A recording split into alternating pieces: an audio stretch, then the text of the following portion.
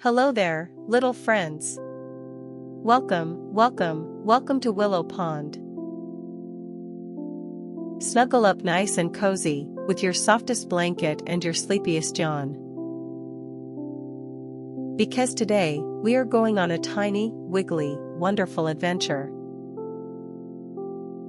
Far down below the lily pads, where the water is cool and green and calm, our story begins.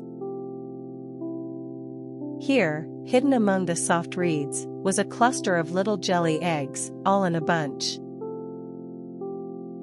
And in the very middle was the teeniest black dot you ever did see. Inside that little dot, something was about to wake up. Wiggle, wiggle, pop. Out swam a teeny tadpole, no bigger than your littlest fingernail. His name was Pip. Pip was almost all head, and almost all tail, with two big, shiny eyes that blinked at the great big world. Everything was so new. The cool water. The wobbly weeds. The little bubbles that went floating by.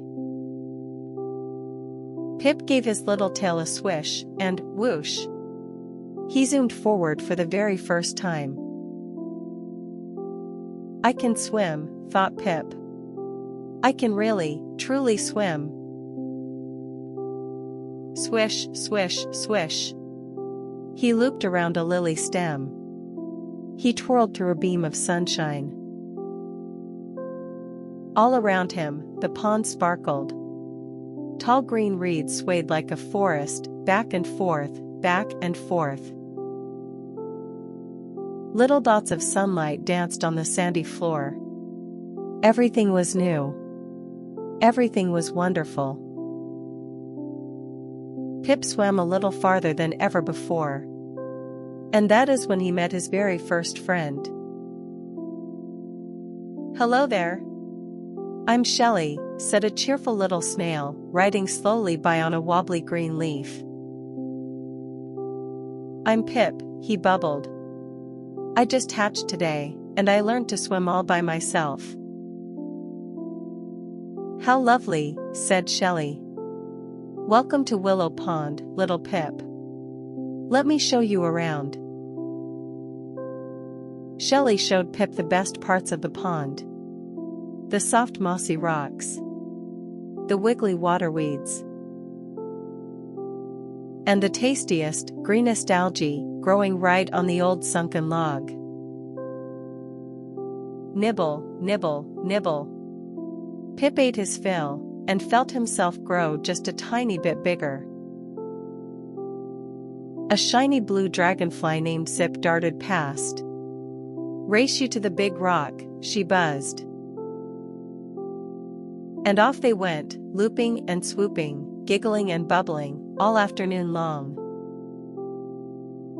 Day after day, Pip swam and played, and ate, and grew, and grew. But one quiet afternoon, Pip saw something up above that made him stop and stare. Sitting on a big round lily pad was a large, friendly, bright green creature, soaking up the sun. It was old Grandpa Croak, the wisest frog in all of Willow Pond.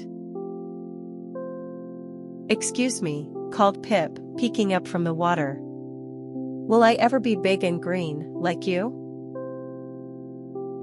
Grandpa Croak chuckled a deep, kind chuckle. Little one, he said, you are going to change in the most amazing way. You won't even feel it happen. But one day, you will look just like me. You only have to remember two little things. Be patient, and be brave. Because wonderful things, little Pip, always take a little time. Pip wasn't quite sure what that meant.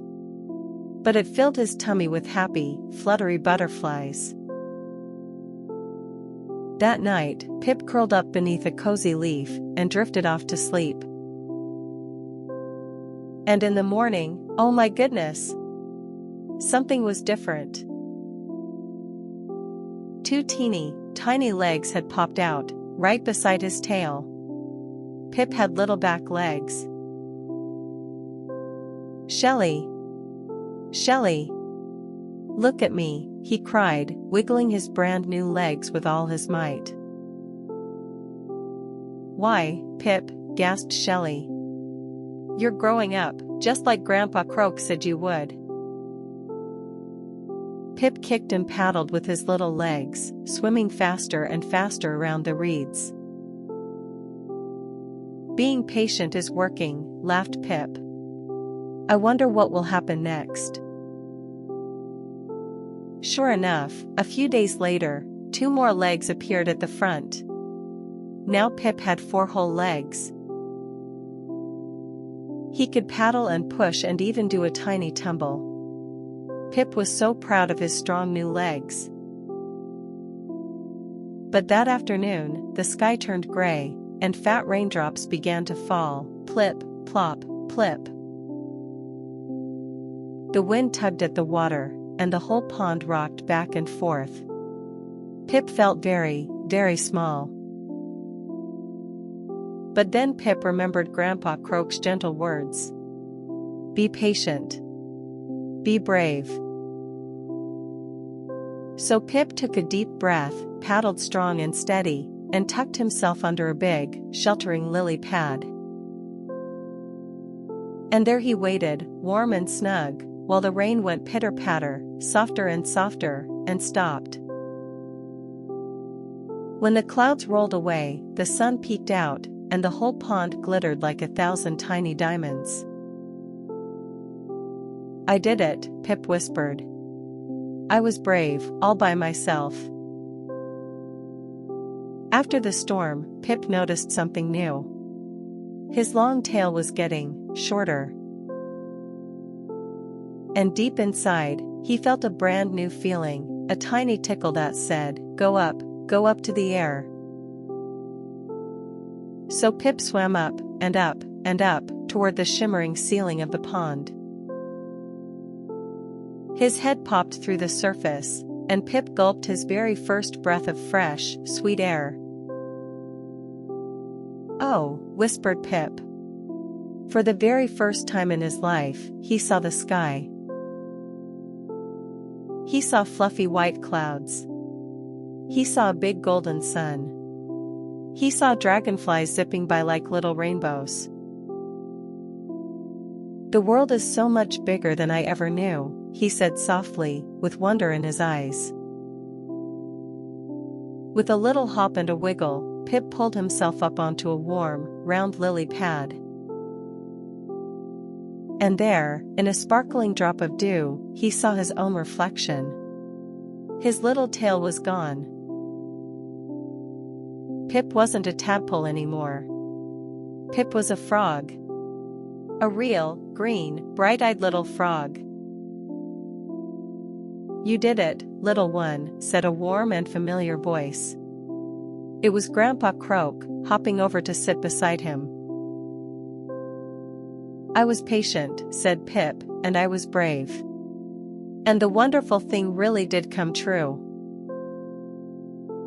"Now watch this," cried Pip. He bent his strong new legs and, boing, leaped from one lily pad to the next.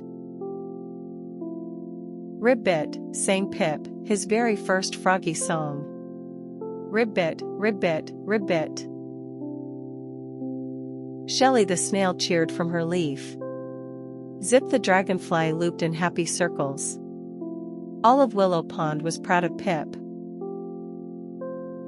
And as the sun went down, painting the sky in soft and sleepy colors, Pip sat happily on his favorite lily pad. He thought about his day. He had been a tiny dot. He had been a wiggly little tadpole. And now, at last, he was a brave little frog, with the whole pond for a home. Wonderful things really do take a little time.